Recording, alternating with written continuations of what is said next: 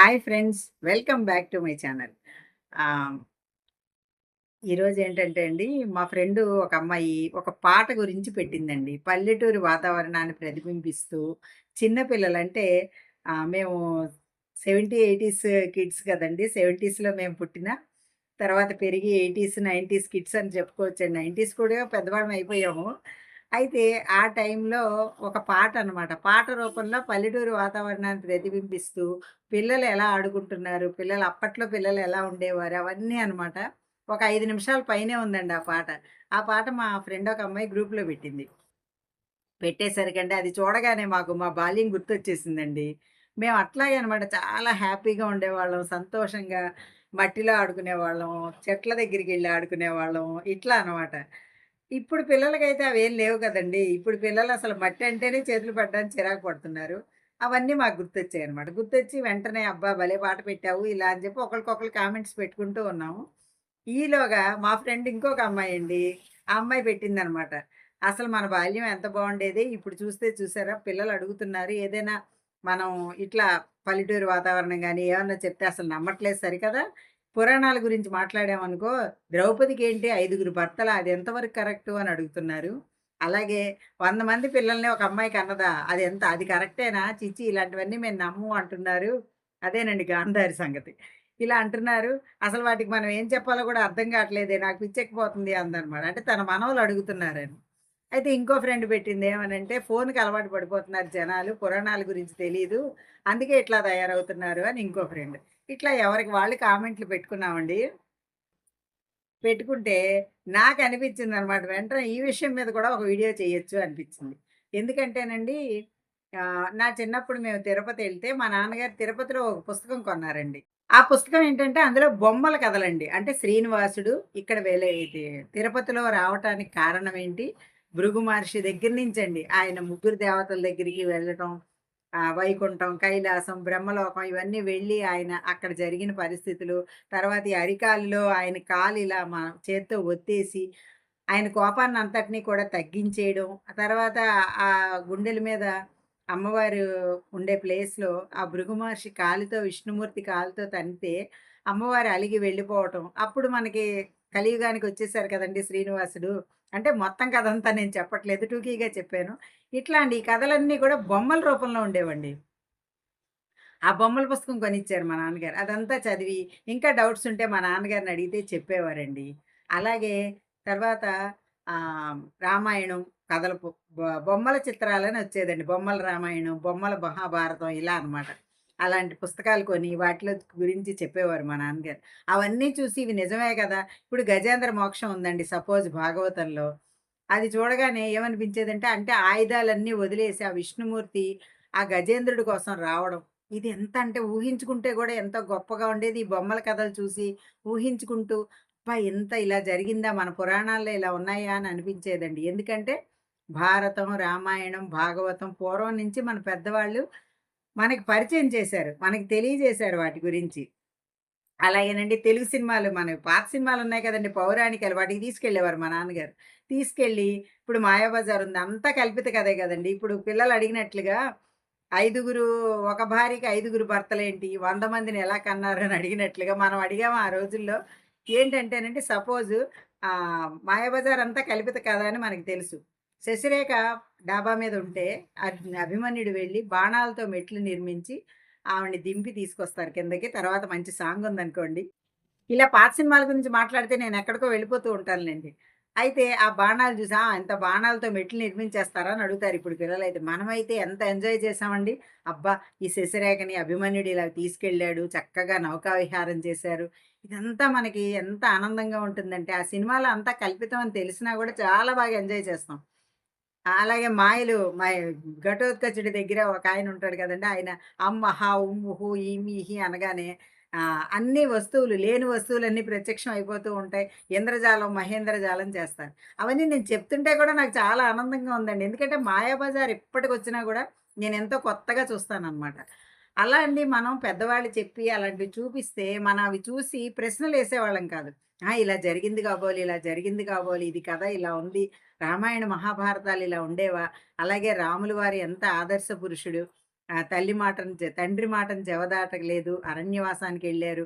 అలాగే వీళ్ళు భారతంలో గూడా పాచికలాడి ఇలా వెళ్లారు.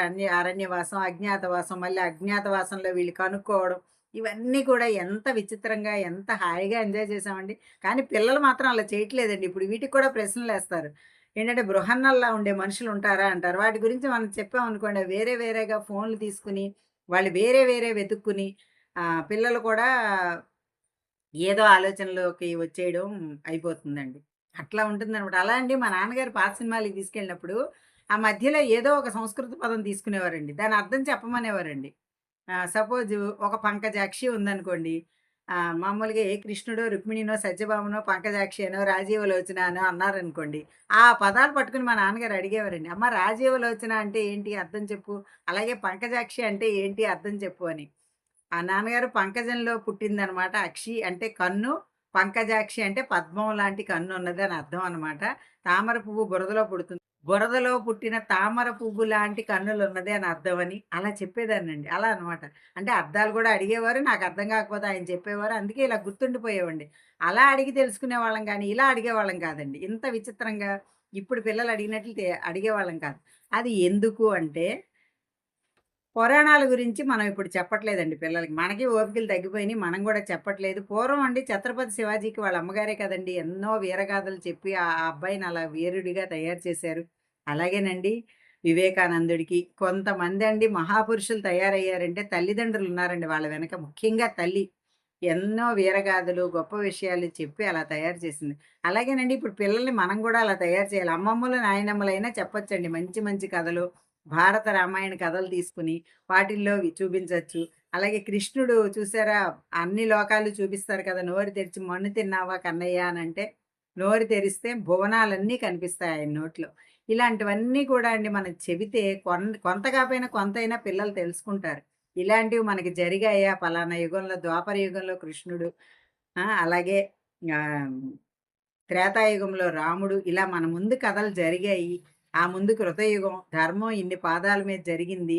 కృతయుగంలో 4 పాదాల మీద ధర్మం జరిగితే త్రేతాయుగానికొచ్చేసరికి 3 పాదాలు, ద్వాపర యుగానికొచ్చేసరికి 2 పాదాలు, కలియుగానికొచ్చేసరికి ఒక పాదం మీదే కుంటుకుంటూ నడుస్తుంది. ఇవన్నీ మనం చెప్పాలండి పిల్లలకి ధర్మం గురించి వివరించాలి. వివరిస్తే పిల్లలు ఇలాంటి ప్రశ్నలు అడగరు. చూసారా మా ఫ్రెండ్ పెట్టిన ఒక్క పాటకి నేను ఇదంతా చెప్పుకుంటూ వచ్చాను. ఇలాంటి విషయాలండి నిజంగా అసలు పిల్లలకి మనం అన్నీ తెలియచేయాలండి. పురాణాల గురించి ముఖ్యంగా చెప్పాలి.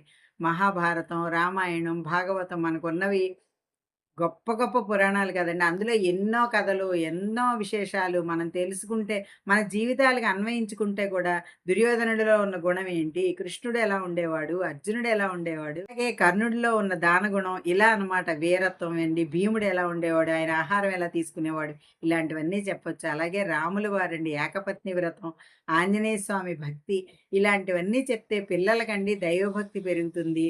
పురాణాల మీద ఆసక్తి కలుగుతుంది. అలాగే మన జీవితం ఎలా ఉండాలి? ఇంతమంది మహాపురుషులు మన ముందు తరాల్లో ఉన్నారు. వాళ్ళని చూసి మనం ఎన్ని ఆదర్శాలు తీసుకోవాలి అనేది పిల్లలు నేర్చుకుంటారండి.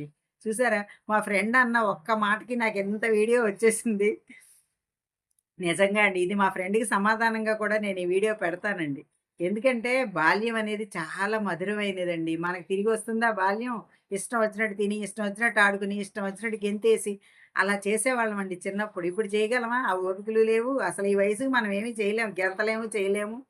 ఏది పడితే అది. పిల్లలకి ఏదొస్తే అది మాట్లాడేస్తారండి. వాళ్ళ మాటల్లో కూడా ఎంతో ముద్దుంటుంది. బాల్యం అండి అదంతా మధురమైన బాల్యం అంతే. దాని గురించి మనం ఏదో పెద్ద పెద్ద చర్చలేం చేసేయక్కర్లేదు.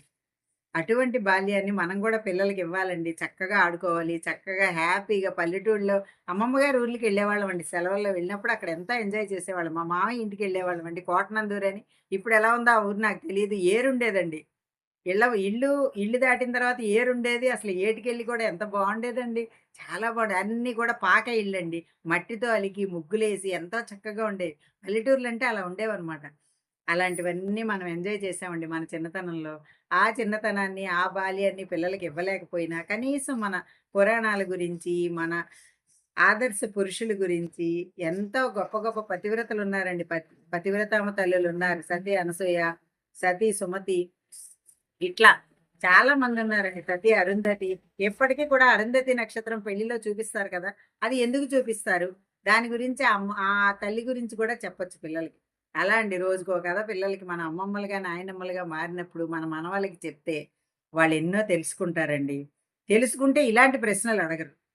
తెలుసుకోక వాళ్ళు ఇట్లా అడుగుతున్నారండి విచిత్రమైన ప్రశ్నలన్నీ. కానీ తెలుసుకుంటే అడగరు. కాబట్టి మొదటి నుంచే వాళ్ళకి వీటి మీద ఇంట్రెస్ట్ కలగజేయాలి. మనమే చేయాలండి. చేస్తే పిల్లలు మాత్రం చక్కగా నేర్చుకుంటారు. అన్నీ తెలుసుకుంటారు. మనం ఎలా పెరిగామో ఇలా ఉండాలి కదా! ఆదర్శంగా ఉండాలి నలుగురికి, ధర్మం తప్పకూడదు. ఇలాంటివి కొన్ని కొన్ని మనం నేర్చుకున్నాం కదా! అవన్నీ పిల్లలు కూడా నేర్చుకుంటారు. మీరేమంటారు? చూసారా ఒక్క చిన్న వీడియో మా ఫ్రెండ్ పెట్టిన పాటతో నాకింత వీడియో వచ్చేసిందండి. మీకు ఈ వీడియో నచ్చిందా? నచ్చితే like, share and subscribe my channel. Thank you.